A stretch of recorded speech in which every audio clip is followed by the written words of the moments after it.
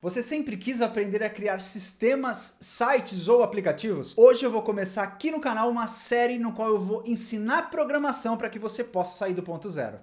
Fala pessoal, Léo Andrade aqui na área, tudo bem com vocês? Comigo tá tudo bem. A programação é algo fascinante e as pesquisas dizem que lá no futuro todo mundo vai saber programar. E para que esperar o futuro se a gente já pode aprender agora? E é isso que eu vim fazer aqui com essa série nova. Mas ó, atenção, é uma série bem iniciante, então se você tem um conhecido que sempre quis aprender a programar, compartilhe esse vídeo com ele. E se você ainda não for inscrito no canal, aproveite para se inscrever no botão vermelho que tem aqui embaixo, já clique no sininho que assim você será notificado.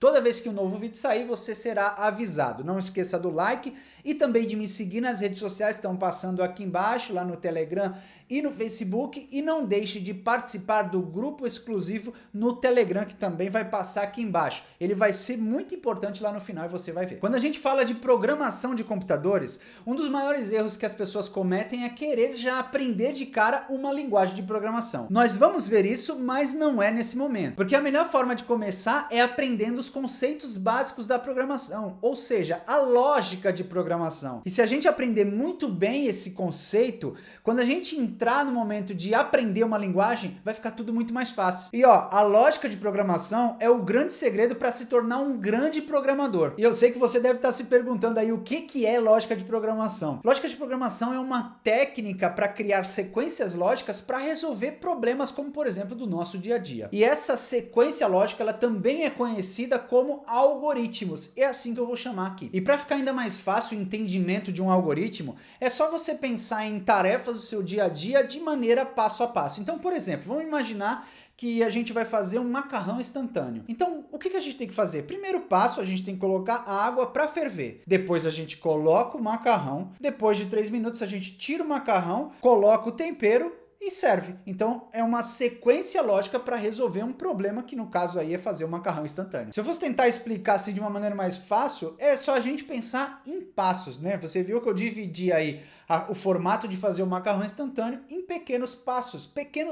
Então faça isso. Na sua cabeça você comece a pensar em atividades do seu dia a dia, como por exemplo calçar um sapato, ou seja, trocar a luz da sua casa, enfim. Pense que passos você tem que fazer e aí você vai estar pensando nesse negócio da lógica de programação, do algoritmo, da sequência lógica. E uma das formas convencionais da gente aprender essa lógica ou esses algoritmos é utilizando os fluxogramas. E é esses caras que eu vou começar a utilizar aqui, porque para mim foi muito fácil quando eu aprendi dessa forma e eu entendo que é mais fácil de eu explicar para vocês também. Então, só para contextualizar melhor essa parte dos fluxogramas, o que são os fluxogramas? São figuras, né, que representam alguma coisa na sequência lógica que a gente cria. Então, cada figura ela tem uma representação e é isso que a gente vai ver agora. Então, a gente vai ver 3 figuras neste momento que são bem importantes e já vão nos permitir fazer algumas coisinhas aqui. Vamos lá. A primeira, já está aparecendo aqui para vocês ao lado, é a figura que define o início e o fim do nosso fluxo. Então, quando você quiser colocar um início e o fim do teu fluxo, ou seja, vamos colocar aqui em cima início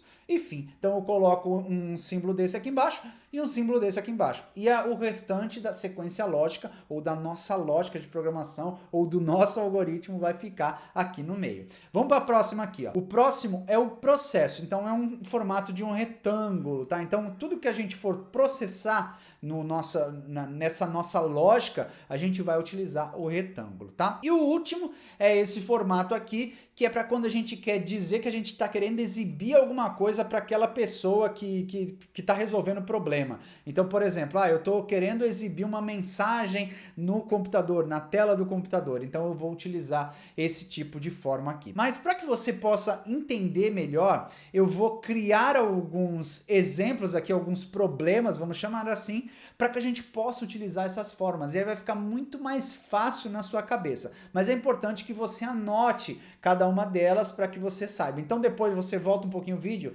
faça uma anotaçãozinha no teu caderno aí, separa um papel ou um caderno e faça essas pequenas anotações. Vamos para o primeiro exercício aqui, primeiro problema. O problema é o seguinte, ó, escreva um algoritmo que exiba o seu nome. Então vamos pensar, escreva um algoritmo que escreva o seu nome. Então vamos pensar pelo aquele primeiro ponto. O que eu preciso ter no começo de um fluxo? Eu preciso ter um símbolo de início. E é importante, quando a gente faz o fluxograma, a gente escreve realmente dentro desses diagramas aí, dessas figuras aí, tá? Então, coloca o início do jeito que tá. Depois a gente vai com uma seta, então sempre começa de cima para baixo, tá? Então, começou ali, ó, seta. Qual é o próximo passo? Eu vou ter que exibir o meu nome. Então, eu coloquei ali a exibição do meu nome. Então, eu coloquei uma figura e coloquei meu nome dentro. Por que eu coloquei meu nome entre aspas? Porque eu quero exibir um texto. Então, toda vez que a gente for falar de texto, a gente normalmente utiliza no computador, na programação, a gente usa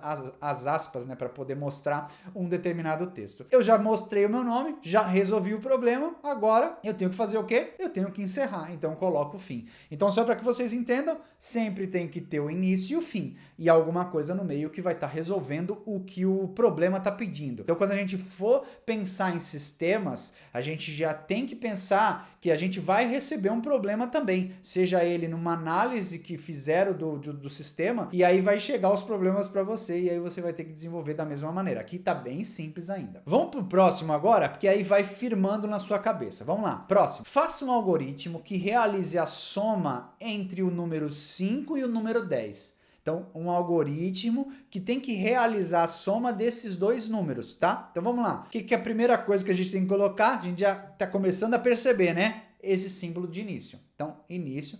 Qual o próximo? Eu quero realizar a soma. Realizar. Eu quero processar, olha lá, eu estou querendo processar. Então, eu coloquei ali um retângulo, né, escrito resultado, que eu estou querendo dizer que eu estou atribuindo a este resultado algum valor, tá? Então, o resultado é como se a gente estivesse colocando o valor em algum lugar, tá? É muito comum isso aí. A gente vai ver depois na parte de variáveis para ficar um pouco mais claro para vocês, tá? Então, resultado é igual a 5 mais 10. Então, eu estou processando e estou atribuindo o valor de 5 mais 10 a este espaço aí chamado resultado. Depois disso, eu vou simplesmente finalizar, tá? Então, eu resolvo por pequenos pedacinhos, tá? Pequenos pedacinhos eu vou resolvendo. Vamos para mais um aqui, porque aí vai ficando mais claro para vocês. O próximo é, escreva um algoritmo que realize a subtração entre 20 e 10. Ó, e tem uma coisinha a mais ali, e exiba o resultado, tá? Então, eu já coloquei justamente para a gente evoluir um passinho a mais. Primeira coisa, o que é? É colocar o início. Depois a setinha, depois a gente vai para realizar a subtração. Então, a gente coloca o retângulo, onde vai ter lá resultado, que é onde eu quero guardar, né? Vamos pensar que é um espaço ali, onde eu quero colocar esse resultado, tá? Então, eu coloquei aqui, ó, o resultado entre 20 menos 10, então tá aqui nesse espaço que eu estou chamando de resultado. Depois eu tenho que fazer o quê? O que está falando no problema? Exiba o resultado. Ah, exiba. O que é o exiba?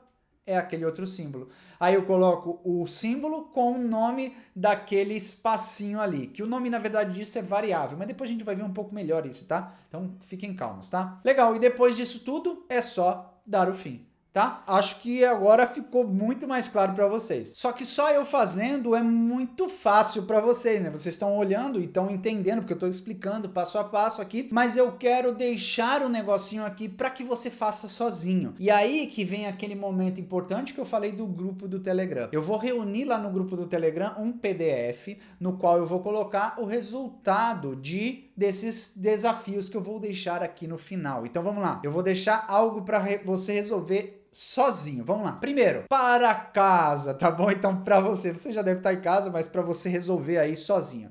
Eu quero que você resolva o seguinte problema, o seguinte desafio. Um retângulo tem as seguintes dimensões: 30 por 10. Crie um algoritmo que calcule e exiba a área de um retângulo. Então, ó, é um exercício jamais levando um problema mais real. Então, um retângulo, tá? O problema é esse. Um retângulo tem as seguintes dimensões: 30 por 10. Crie um algoritmo, ou seja, um fluxograma, que calcule e exiba a área do retângulo, tá? Ó, vou dar uma dica, é muito parecido com o que a gente fez ali, só vai mudar algumas coisas ali dentro, tá? Então já ficou uma dica. Mas não é só um exercício para casa não, são dois, vamos lá. O próximo é: Joãozinho tirou nota 6 na primeira prova e nota 8 na segunda prova. Construa um algoritmo para calcular a média e exibi-la. Então, tente imaginar o que você precisa fazer para resolver esse algoritmo aqui. Então eu estou tentando te dar um problema mais parecido, vamos dizer assim, com o mundo real, né? Onde você tem um problema que você tem que começar a identificar como você resolve utilizando os fluxogramas, criando um algoritmo para isso. Espero que você consiga. Então, ó, eu vou deixar lá no grupo do Telegram um PDF com o resultado desses exercícios aqui, tá bom? Então, para que você possa depois checar bonitinho. Eu vou demorar um pouquinho, alguns dias para soltar lá, justamente para que você não já vá lá direto e já busque isso daí. Então, no momento que esse vídeo sair, uns dias depois só é que eu vou publicar lá no grupo do Telegram, então fique esperto. Então é isso, espero que você tenha gostado até aqui. Se gostou, já deixa o seu like, me dá um feedback aí, me deixa o seu like. Também escreva nos comentários, tá? Então escreva nos comentários, eu quero saber o que você tá achando, se você tá gostando, se você tem dúvidas, deixe nos comentários, eu vou olhar as dúvidas referente a essa série nos comentários. Deixa lá, e aí dependendo se as dúvidas forem muito comuns entre as pessoas, eu até faço alguns outros vídeos e jogo lá no grupo do Telegram para auxiliar vocês, tá bom? Então faça isso, comente, deixe seu like e se ainda não for inscrito, aquilo que você já sabe, se inscreva, clique no sininho e não esqueça de me seguir nas redes sociais. Tô te esperando. Instagram e Facebook estão passando aqui embaixo. Também tem lá na descrição e lá tem algumas indicações de treinamentos que podem ser interessantes para você. Se você adquirir, ainda vai ajudar o nosso canal a crescer cada vez mais, tá bom, pessoal? Então é isso, espero que vocês tenham gostado. Um grande abraço, fique com Deus e até o próximo vídeo. Tchau!